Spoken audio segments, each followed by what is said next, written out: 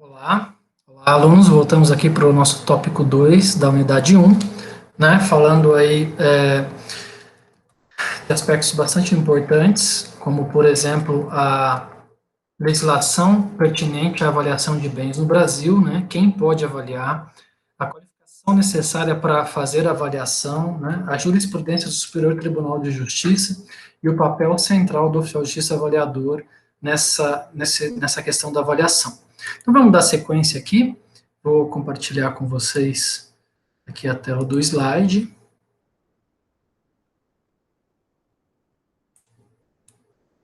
A gente parou aqui nas características aí do CPC, né, trazidas pelos colegas do Paraná no livro Oficial de Justiça. E agora vamos falar um pouquinho da legislação atinente à avaliação de bens no Brasil. Não existe uma lei que regulamente a avaliação de bens no Brasil, né? Vocês vão ver aqui até coisas mais interessantes e que são muito importantes para a carreira do oficial de justiça, mas tenha isso em mente, não existe uma lei que regulamente isso. O que nós temos são algumas legislações que mencionam a avaliação e nós temos normas técnicas. O Código de Processo Civil de 73, que vigeu no país até 2015, mencionava a palavra avaliação 67 vezes. Né? Isso é um indicador da importância da avaliação. E a palavra oficial de justiça, 37 vezes. E ele trazia, no artigo 143, as seguintes atribuições: fazer as citações, prisões, penhoras, etc., né? Executar as ordens do juiz a que estiver subordinado, entregar em cartório o mandado, estar presente às audiências e coadjuvar o juiz na manutenção da ordem. Então, essas eram as atribuições originais do oficial de justiça, de acordo com o Código Buzaide, o Código de 1973. Em 2006, a Lei 11.382, né, trouxe o inciso 5º, uma lei que, inclusive, tem um espírito de dar mais celeridade para o processo judicial.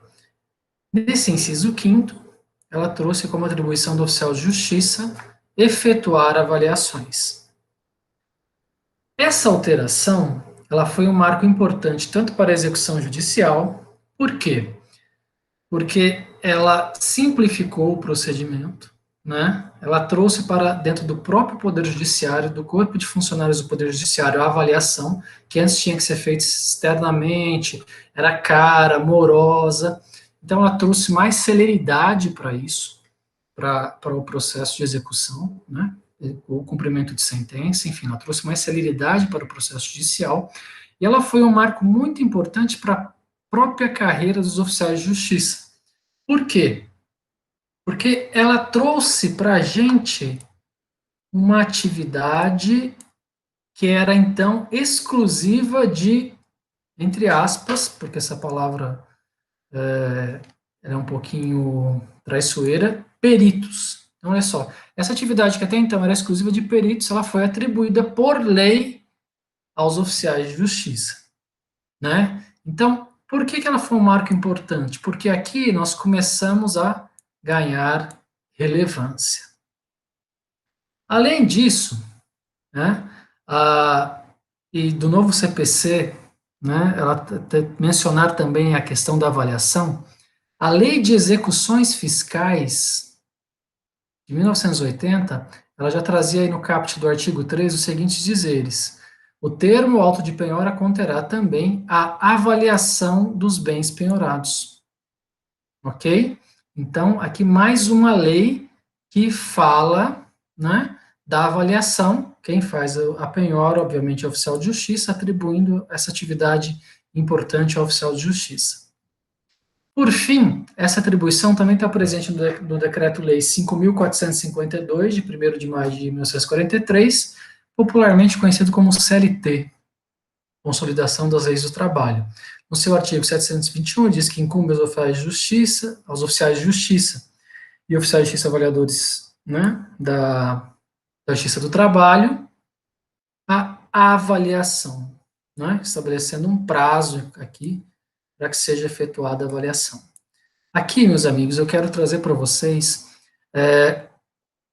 uma coisa muito importante, que eu acho que tem que pautar o nosso trabalho, tem que pautar o trabalho do oficial de justiça avaliador do século XXI.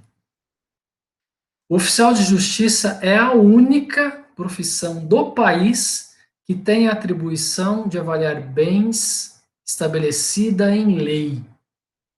Em 3 leis, o Código de Processo Civil, a Lei de Execuções Fiscais e a CLT, né? Veja, repito, né? Já vinha lá desde o Código de Processo Civil de 1973, veio depois, foi incorporado pelo novo Código de Processo Civil de 2015, está presente na Lei de Execuções Fiscais e na CLT. Nós somos a única profissão, eu gosto de enfatizar isso, e até ser repetitivo, a única profissão do país que tem o poder-dever, que tem a atribuição de avaliar bens. Engenheiro não tem, arquiteto não tem, agrônomo não tem, corretor de imóveis não tem, quem tem é o oficial de justiça. Nós somos a única categoria que tem um amparo legal para fazer essa avaliação. Isso é uma coisa muito importante, que nos traz, inclusive, muita segurança, né, e muita relevância processual para desempenhar o nosso trabalho. Por quê? Esse poder-dever, né, essa força trazida pela legislação, dá ao trabalho dos oficiais de justiça, ao trabalho de avaliação, uma presunção de legitimidade. E nesse sentido, o Superior Tribunal de Justiça já decidiu várias vezes, como por exemplo, aqui nessa decisão, olha só, eu vou ler só as partes principais para a gente não se estender muito. A avaliação das benfeitorias realizadas por oficial de justiça não foi impugnada tempestivamente pelas partes e tampouco descredenciada pelo laudo particular, juntado pelo apelante. Olha só, aqui a gente vê, né, que teve um laudo do oficial de justiça e o apelante juntou um laudo particular tentando desqualificar, né, tentando descredenciar. Olha o que diz lá o ministro do Superior Tribunal de Justiça.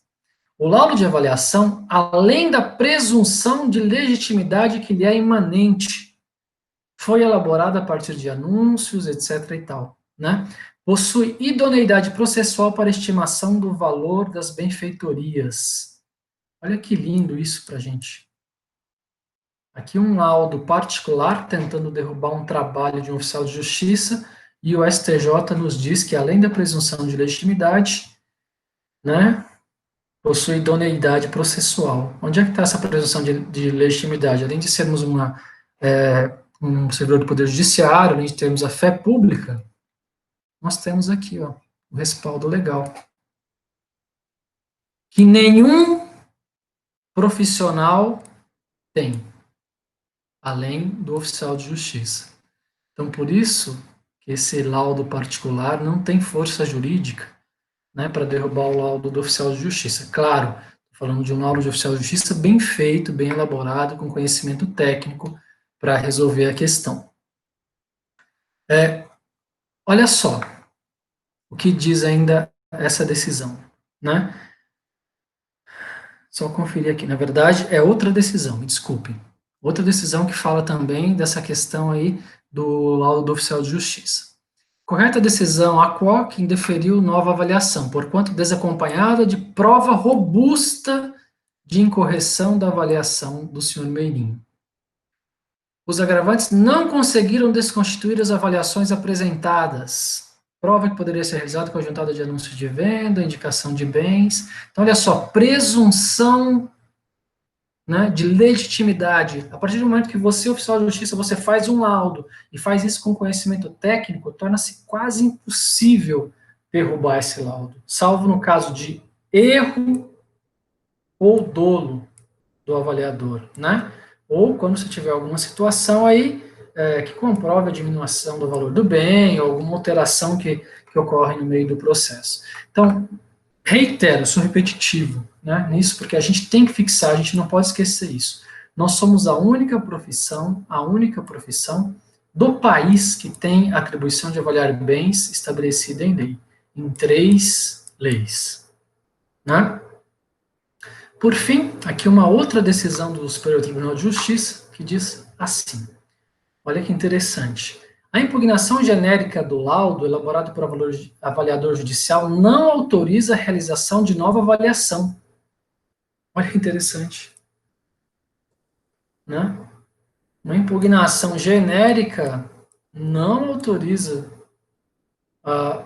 não é suficiente para derrubar um laudo produzido por um avaliador judicial, uma vez que só se aplica o disposto do artigo tal, quando demonstrado algumas das hipóteses ali previstas. Razão pela qual, olha só, a presunção de veracidade permanece. Gente, nós temos muita força, né? Muita força. Nós somos a única categoria, você vai sonhar com isso hoje, tanto que eu vou repetir, mas porque é muito importante, a única categoria do país que tem o respaldo legal em 3 leis para efetuar avaliações, né? Então, não se subestime, colega, não se desvalorize, não tenha medo, né, de associações que tentam fazer uma reserva de mercado, né, porque o STJ já decidiu claramente aqui, ó, que a nomeação de perito para avaliação de bem imóvel não se restringe às áreas de conhecimento de arquitetura, engenharia ou agronomia. Então, nós não temos que ter medo, nós temos que nos qualificar, como estamos fazendo aqui nesse curso. Nós temos que buscar o conhecimento de mercado imobiliário, nós temos que buscar conhecimento de características dos bens, de metodologias de avaliação para prestar um trabalho de excelência. E prestando esse trabalho de excelência, nós estamos respaldados pela lei. Nós estamos respaldados por 3 leis. E esse trabalho nosso, ele só vai ser derrubado em caso de erro ou dolo, né? Resumindo, pessoal, o que nós vimos nesse tópico 2 da unidade 1? O Superior Tribunal de Justiça já decidiu, pacificou no sentido de que a sua jurisprudência, no sentido de que a nomeação de perito não se restringe às áreas de conhecimento de arquitetura, engenharia ou agronomia. O valor da avaliação é o parâmetro para lanços no primeiro leilão, é uma medida de justiça, está ligado a direitos constitucionais elementares, está ligado a direitos processuais elementares, né, a princípios básicos do direito, né, como a questão da justiça, a preservação da ameação, como a gente viu aqui. Então, olha a relevância dessa atividade. A avaliação patrimonial é um importante ato processual no âmbito da concretização da sentença, né? Vamos aí até, vejam só, limitar a intervenção no patrimônio do devedor. Nós vamos até talvez ver alguns casos aqui em que o devedor alegava excesso de penhora e depois da avaliação realmente foi reconhecido esse excesso de penhora, porque um dos bens que foi penhorado supria em muito, né? Depois que o oficial X fez a avaliação, ficou evidente que um dos bens penhorados supria em muito, muito além do valor da execução. Então, olha só, a gente está aqui executando uma tarefa que não vai só servir para a celeridade e para a expropriação dos bens, mas para preservar o direito também do devedor, né? O oficial de justiça é a única profissão do país que tem a atribuição de avaliar bens estabelecida em lei, em 3 leis, o Código de Processo Civil, a Lei de Execuções Fiscais e a Consolidação das Leis do Trabalho. O laudo de avaliação tem presunção imanente de legitimidade. Gente, na próxima unidade, agora a gente vai começar a entrar já nas normas técnicas, né? Vou apresentar para vocês as NBRs da série 14653, de 1 a 7. E agora, eu tenho certeza que vocês já têm um conhecimento muito forte, né, muito consolidado, para começar a entender melhor essas NBRs e para começarmos aí a partir efetivamente para as avaliações. Leiam o material, né, que está disponível, leiam a apostila, leiam com calma, as decisões do STJ também relativas aqui a avaliação que eu citei, elas estão disponíveis também para vocês aqui na biblioteca, eu coloquei. Então leiam isso, dê uma consolidada nesse conhecimento, porque consolidando esse conhecimento, vocês vão conseguir caminhar tranquilamente daqui para frente, como é o objetivo do nosso curso, desde que, como eu expliquei para vocês no início, né? Muito obrigado pela atenção de vocês, e a gente se vê então no próximo tópico, para começar já a falar das normas brasileiras regulamentadoras. Forte abraço.